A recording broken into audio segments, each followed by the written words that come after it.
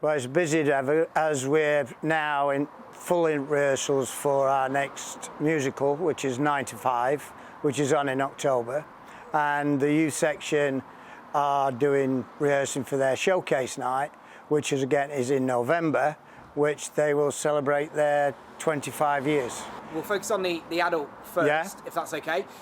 You were just telling me off camera, it's been a while since you've done an adult musical. It's a great show. The music's fabulous, but it's a tough show. The songs are quite difficult in terms of the layers of sound. So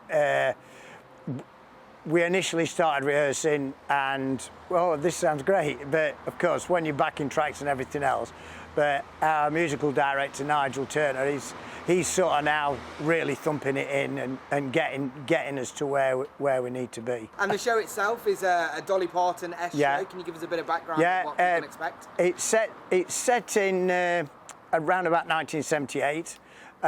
It's set in an office, and it's relating to the misogyny that went around in offices back in the 80s. So the males always getting promoted and the females getting nowhere.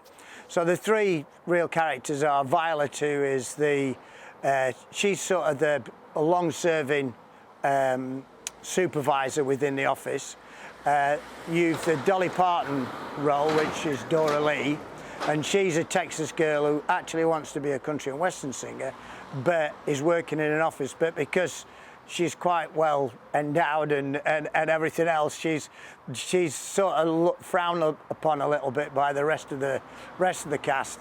And then you've Judy, who was the Jane Fonda part in the film, and she's the one who's been married, never had a job, getting divorced, and she's very low on confidence.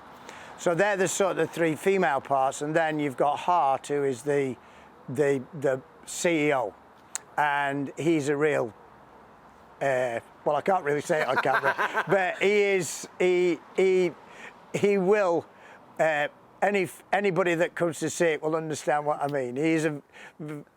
He's really trying to get seduce Dora Lee, right? But he's told most people that he has, so that's another reason that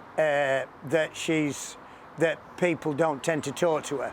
And the humour in it is fantastic. But as the show goes on, they then find out about it. So then the three ladies, they work out how to sort Hart out, and eventually they end up kidnapping him and lock him up in his room, and because his wife's gone on a 3-month cruise, and that's the story sort of around that. So it's about three ladies taking control of their lives and sorting Hart out. And I'll not tell you the end, because obviously people can come and see it and see the end for themselves. I'll leave the last question, the last rallying call with yourself. Why should people come along to come and see 9 to 5? It's a great show. If they want to come out, have a value for money entertainment, it's close to the pub when it's finished. It's just an uplifting, funny, exciting